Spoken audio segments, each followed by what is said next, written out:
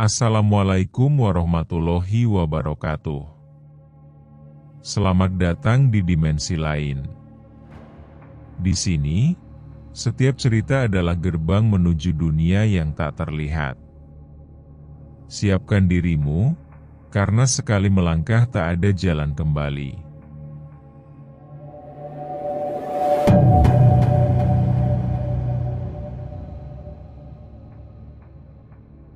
Pagi itu embun masih menempel di ujung daun padi, sementara matahari baru saja menampakkan sinarnya.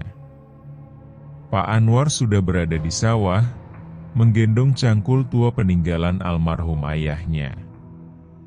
Sawah itu satu-satunya peninggalan yang bisa ia banggakan, meski hasilnya tak pernah sehebat milik orang lain. Dengan gerakan pelan tapi pasti, ia mencangkul tanah yang becek. Suara cipratan lumpur berpadu dengan kokok ayam dari kejauhan. Sesekali ia berhenti, mengusap keringat dengan punggung tangan. "Pak, jangan lupa sarapan dulu," suara istrinya, Bu Siti, terdengar dari pematang. Ia membawa bungkusan nasi jagung dengan lauk ikan asin. Pak Anwar tersenyum lelah. "Iya, Bu. Biar nanti tenaganya ada buat seharian." Bu Siti duduk di pinggir sawah, menatap suaminya dengan pandangan penuh iba. Andai sawah ini bisa memberi hasil lebih banyak, kita nggak perlu ngutang lagi ke warung Pak Darmo.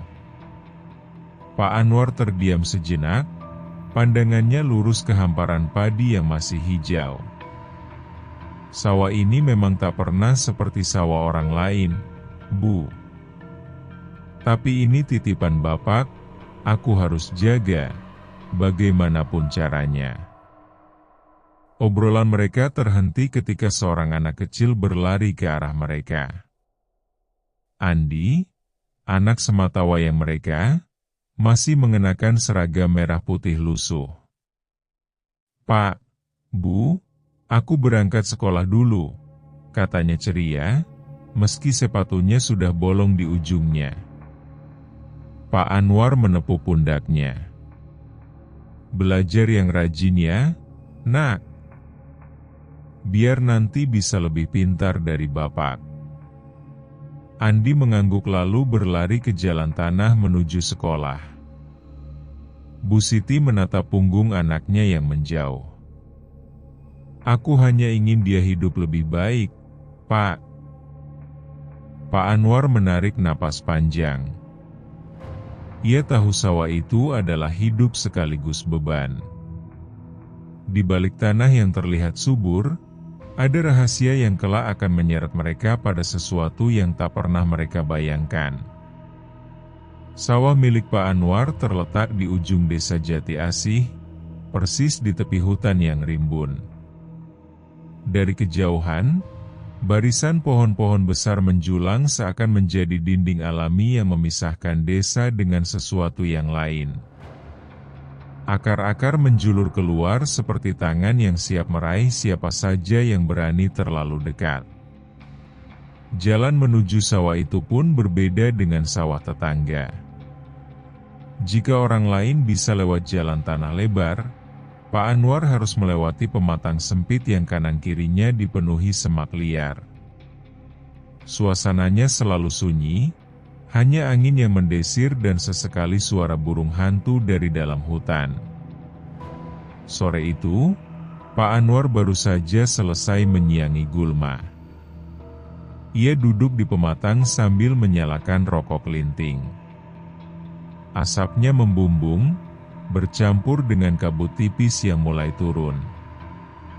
Dari arah belakang, suara langkah kaki terdengar. "Wah, masih di sini saja, Pak Anwar?" Suara berat itu milik Pak RT, yang baru saja pulang dari ladang. Pak Anwar tersenyum. "Iya, Pak RT. Tikus makin berani masuk ke sawah, jadi harus sering dijaga." Pak RT ikut duduk di sampingnya, menatap hutan yang menjulang gelap. Orang-orang desa masih suka bilang, sawah di sini memang beda. Bukan cuma tanahnya, tapi letaknya juga, ngeri kalau sudah senja begini. Pak Anwar terkekeh, meski tawanya hambar. Ah, itu cuma cerita orang tua dulu. Saya sudah terbiasa di sini. Pak RT menepuk bahunya. Tetap hati-hati, Pak. Jangan sering pulang larut. Bukan cuma soal hewan hutan, tapi katanya, kalau sudah malam, ada yang bukan manusia juga ikut berkeliaran. Pak Anwar hanya terdiam, menatap batang-batang pohon yang berdiri kaku di kejauhan. Angin sore bertiup, membawa bau tanah lembab dan entah kenapa, suara samar seperti gamelan terdengar sekejap lalu hilang begitu saja. Malam itu, suasana rumah Pak Anwar begitu hening. Angin dari sawah berhembus masuk lewat celah jendela kayu, membuat lampu sentir bergoyang pelan. Di luar, hanya terdengar suara jangkrik dan sesekali anjing menggonggong jauh di ujung desa. Tiba-tiba Andi, anak sematawayang Pak Anwar, terbangun dari tidurnya. Ia berlari ke ruang tengah sambil menarik lengan ibunya. "Bu, tadi aku lihat orang-orang jalan di sawah. Mereka bawa obor. Banyak sekali," suaranya gemetar. Bu Siti terkejut, lalu menatap Pak Anwar yang baru saja menyalakan rokok. "Apa maksudnya, Pak? Siapa yang malam-malam lewat sawah?" Pak Anwar menghela napas panjang. "Mungkin orang lewat saja, Bu." Atau perasaan Andi. Namun Andi menggeleng keras. "Bukan, Pak. Aku dengar suara gamelan juga, kayak ada yang pesta di sana." Hening seketika. Bu Siti memeluk anaknya erat, wajahnya pucat pasi. Pak Anwar mencoba tenang, meski hatinya sendiri mulai diliputi rasa was-was. Beberapa menit kemudian, suara samar benar-benar terdengar dari arah sawah, denting gamelan, sayup seperti datang dari kejauhan. Irama itu begitu pelan, namun jelas berbeda dengan suara alam. Pak Anwar terdiam, matanya menatap keluar jendela. "Pak," suara Bu Siti bergetar, "jangan bilang ini pertanda buruk." Pak Anwar menutup jendela dengan cepat, lalu memadamkan rokoknya. "Sudahlah, ayo tidur. Besok aku akan tanya Pak Suaib. Dia pasti tahu apa artinya ini." Namun malam itu mereka bertiga tidak benar-benar bisa tidur. Suara gamelan samar terus terdengar, diselingi bisikan angin yang menyerupai tawa halus, seakan ada pesta besar yang berlangsung di balik kegelapan sawah ujung hutan. Pagi itu, matahari baru naik setinggi pohon kelapa. Pak Anwar berjalan menuju rumah Pak Suaib, tetua desa yang disegani. Rumah kayu itu sederhana, tapi di berandanya selalu ramai orang yang datang sekadar minta nasihat atau ngobrol soal kehidupan. "Assalamualaikum," sapa Pak Anwar pelan. "Waalaikumsalam, Anwar, ayo masuk," jawab Pak Suaib dengan suara serak namun hangat. Ia sedang duduk di kursi bambu sambil menyeruput kopi hitam. Pak Anwar duduk, wajahnya terlihat letih. "Pak Suaib, saya mau tanya. Semalam, saya dan keluarga dengar suara gamelan dari arah sawah. Anak saya malah bilang lihat orang-orang bawa obor. Apa itu cuma halusinasi? Pak Suai meletakkan cangkirnya, matanya menatap serius. Kau dengar juga? HM, sudah lama aku duga, sawahmu itu bukan sawah biasa, War. Pak Anwar menelan ludah. Maksudnya, Pak? Dulu orang tua bilang, di balik hutan itu ada kampung gaib. Orang menyebutnya Desa Bunian.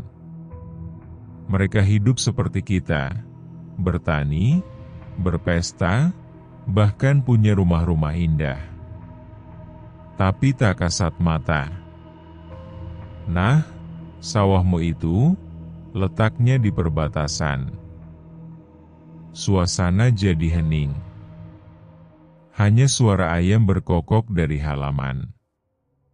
Kalau kau dengar gamelan atau lihat cahaya, itu tandanya dunia mereka sedang terbuka, lanjut Pak Suai Blirih. Tapi ingat, jangan coba-coba ikut atau menoleh terlalu lama. Orang yang kepincut bisa terseret, lalu tak kembali.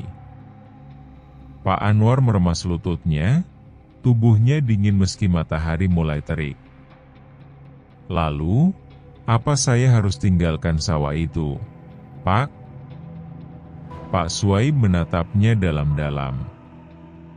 Itu keputusanmu, War.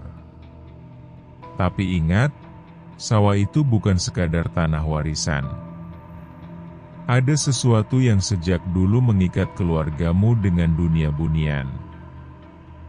Kata-kata itu membuat dada Pak Anwar bergetar.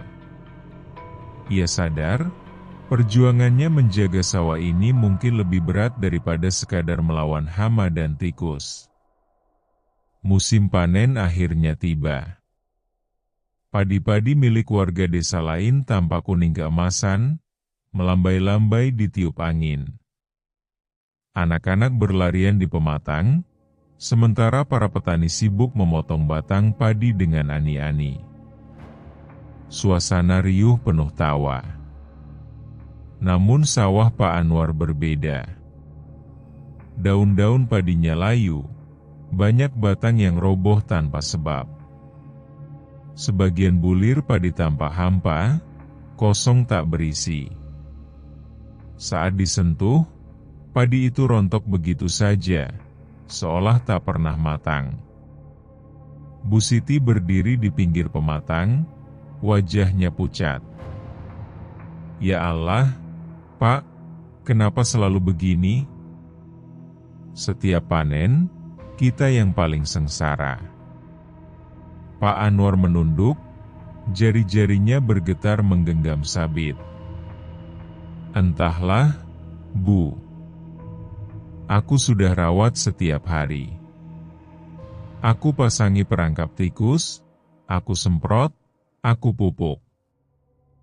Tapi tetap saja, beberapa tetangga lewat, melirik sawah mereka dengan bisik-bisik. Kasihan, panennya gagal lagi. Sudah saya bilang, sawah itu bukan untuk manusia. Bisikan itu menusuk hati Pak Anwar. Ia ingin membalas, tapi lidahnya keluh. Pak RT yang kebetulan lewat mencoba menghibur. Sabar ya, War. Mungkin rezeki orang beda-beda. Kalau butuh bantuan, bilang saja. Pak Anwar hanya mengangguk lemah. Ia tahu, bantuan tetangga tak bisa mengisi lumbung kosong. Malamnya, saat menatap karung padi yang hanya terisi setengah dari seharusnya, Pak Anwar duduk termenung. Andi menghampiri dengan polos. Pak, kenapa padi kita sedikit? Apa nanti aku masih bisa beli buku sekolah?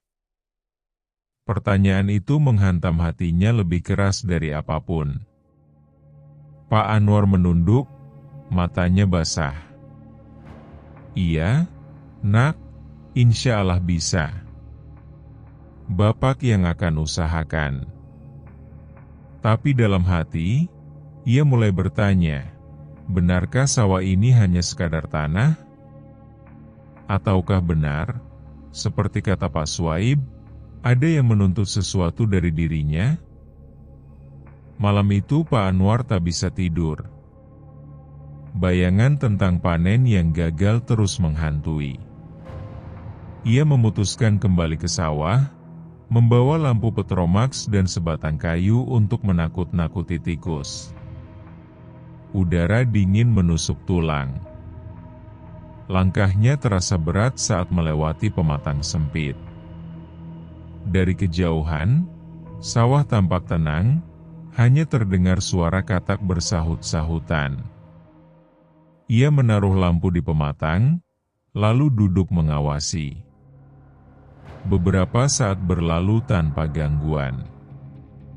Namun tiba-tiba terdengar suara lirih, seperti ada yang memanggil.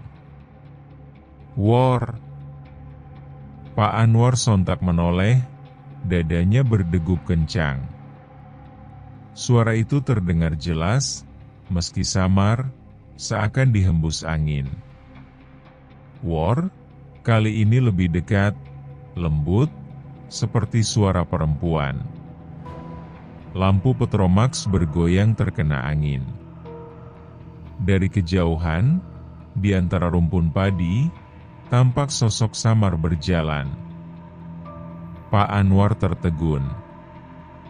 Sosok itu mengenakan kebaya putih panjang, rambutnya terurai hingga pinggang. Ia berjalan pelan di atas pematang, seakan melayang.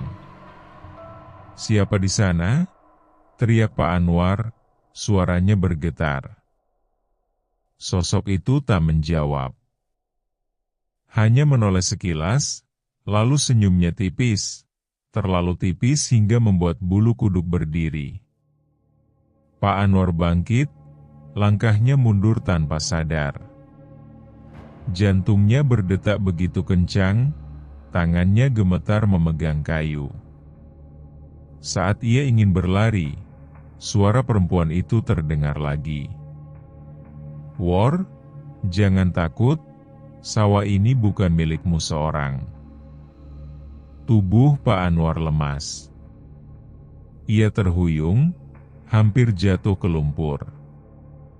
Dengan sisa tenaga, ia memadamkan lampu lalu lari terbirit-birit ke rumah. Setibanya di rumah, Bu Siti terkejut melihat suaminya pucat pasi dan tubuhnya gemetar. "Pak, ada apa?" Pak Anwar hanya bisa duduk terengah, keringat dingin bercucuran. Aku melihatnya, Bu. Ada perempuan di sawah."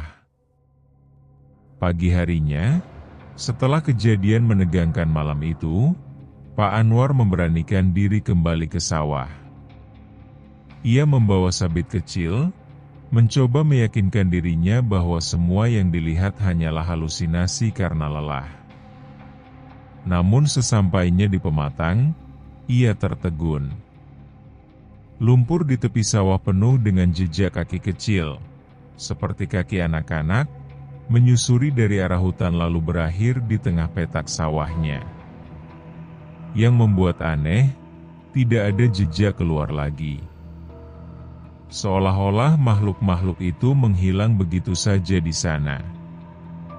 "Ya Allah," bisiknya lirih. Ia berjongkok, menyentuh jejak itu. Bekas pijakan masih basah, nyata, bukan sekadar ilusi.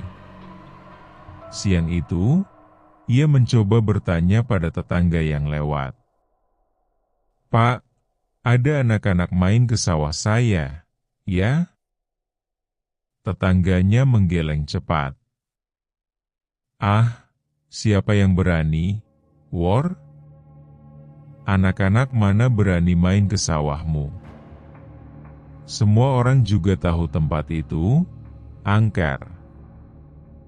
Jawaban itu membuat darah Pak Anwar terasa dingin. Malam berikutnya, Pak Anwar bermimpi. Ia berada di sebuah desa asing. Rumah-rumahnya terbuat dari kayu indah, berdiri rapi dengan lampu-lampu minyak yang berkilauan. Orang-orang berpakaian halus, wajah mereka tampak ramah, namun ada yang ganjil.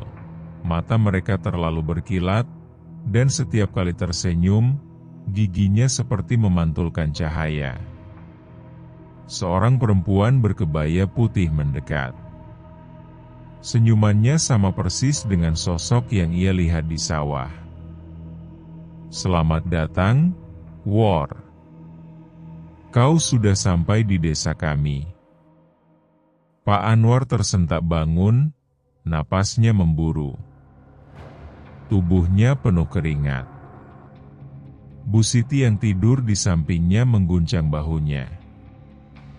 "Pak, kenapa? Mimpi lagi?" Pak Anwar terdiam, menatap langit-langit rumah bambunya. Ia mulai sadar, mimpi itu bukan mimpi biasa. Ada sesuatu yang perlahan menariknya ke dunia lain. Sore itu, Andi pulang sekolah lebih cepat. Ia berlari ke rumah dengan wajah penuh semangat. "Bu, tadi aku main sama teman baruku di sawah," katanya sambil meletakkan tas lusuhnya. Bu Siti yang sedang menanak nasi berhenti mengaduk. "Teman baru? Siapa, Nak? Anak siapa?" Andi tersenyum polos. "Namanya Rara. Rambutnya panjang, bajunya bagus sekali. Katanya dia sering main di sawah ujung, tapi nggak sekolah di SD sini. Aku janji besok mau main lagi sama dia." Pak Anwar yang mendengar dari teras langsung merasakan bulu kuduknya berdiri. Ia menatap anaknya dengan wajah tegang. "Andi, kau lihat Rara itu di mana?" "Di sawah, Pak. Dia ajak aku lari-larian di pematang. Suaranya halus sekali. Kalau aku capek, dia suka nyanyi biar aku semangat lagi." Bu Siti meraih bahu anaknya, wajahnya pucat. "Nak, siapapun dia, jangan dekat-dekat lagi. Mengerti?" Andi mengernyit bingung. "Tapi Bu, Rara baik kok. Dia bilang kalau aku sering main, sawah Bapak bisa jadi subur lagi." Pak Anwar terperanjat. Kata-kata anaknya menusuk hatinya. Ia teringat cerita Pak Suaib tentang perbatasan dunia manusia dan bunian. Wajahnya memucat, napasnya berat. "Andi," suaranya bergetar, "besok jangan sekali-kali main ke sawah sendirian. Kalau kau lihat Rara lagi, cepat pulang. Jangan bicara sama dia." Namun Andi menunduk, raut wajahnya kecewa. "Tapi, Pak, Rara janji mau kasih aku mainan yang belum pernah aku punya." Bu Siti menahan tangis, memeluk anaknya erat-erat. "Tidak, Nak. Kau cukup main di rumah saja." Di luar, angin sore berhembus dari arah hutan. Suara samar seperti tawa kecil terdengar di antara desir dedaunan. Pak Anwar menggenggam lututnya, menyadari bahwa keluarga kecilnya kini benar-benar sedang diperhatikan oleh sesuatu yang tak terlihat. Malam itu Pak Anwar kembali mendatangi rumah Pak Suaib. Wajahnya tampak gelisah, langkahnya tergesa. Sesampainya di beranda, ia langsung duduk tanpa basa-basi. "Pak Suaib, anak saya. Dia bilang main dengan seorang gadis bernama Rara di sawah. Apa itu? Suaranya tercekat. Pak Suaib menatapnya lama, lalu menarik napas berat. War, sudah saatnya kau tahu.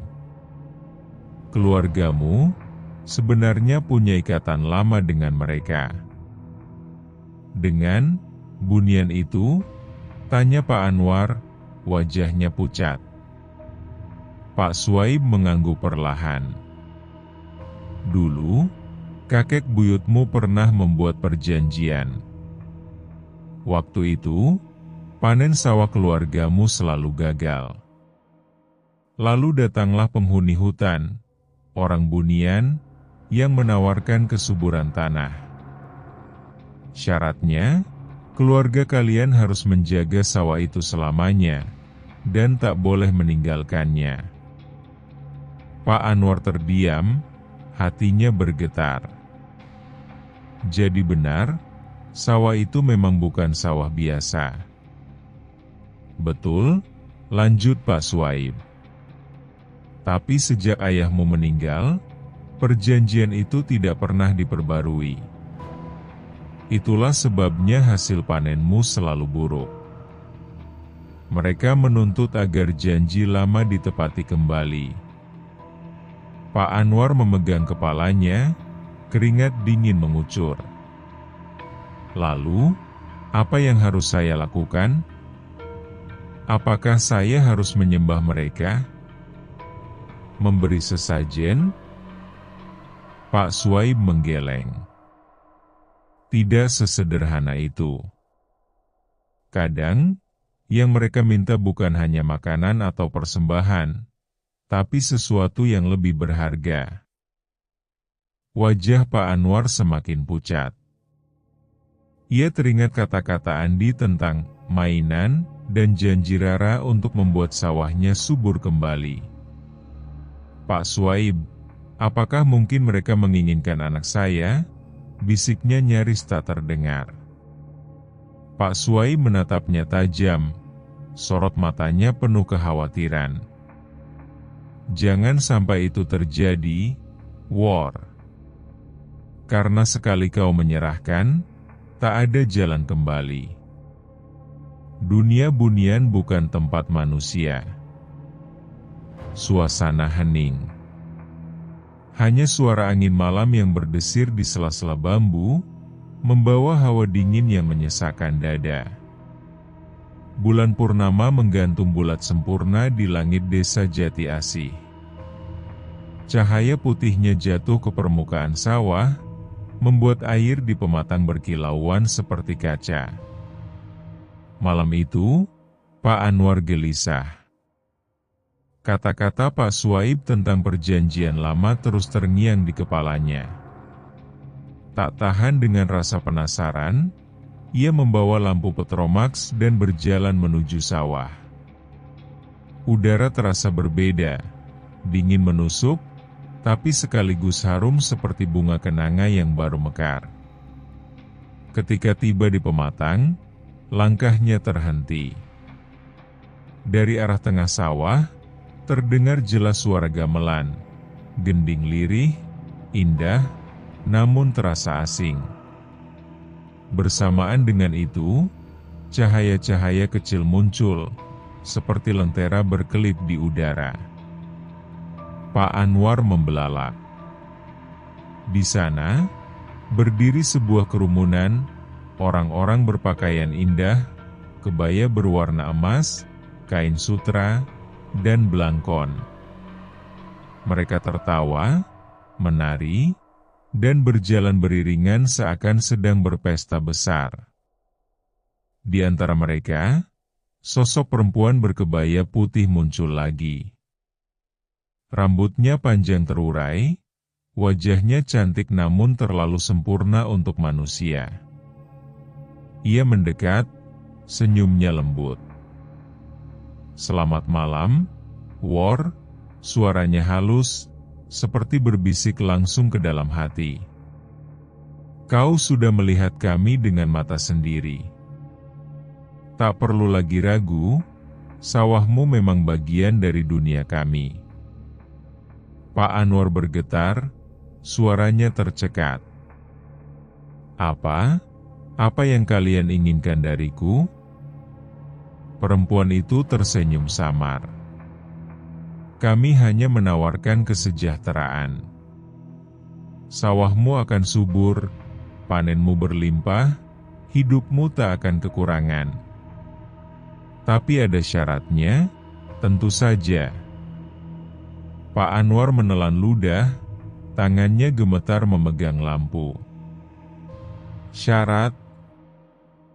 Perempuan itu mendekat semakin dekat, hingga aromanya menyeruak. Kau harus memberi sesuatu yang paling berharga. Tanpa itu, sawahmu akan terus kering dan layu. Pak Anwar merasa dadanya sesak. Kata-kata itu berputar-putar di kepalanya. Ia tahu, yang dimaksud bukan sekadar benda.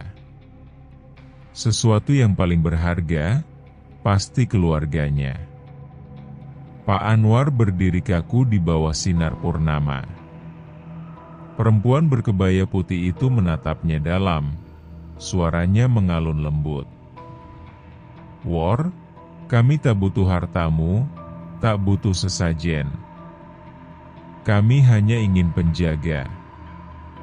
Seseorang yang rela berdiri di perbatasan ini, agar dunia manusia dan dunia kami tetap seimbang.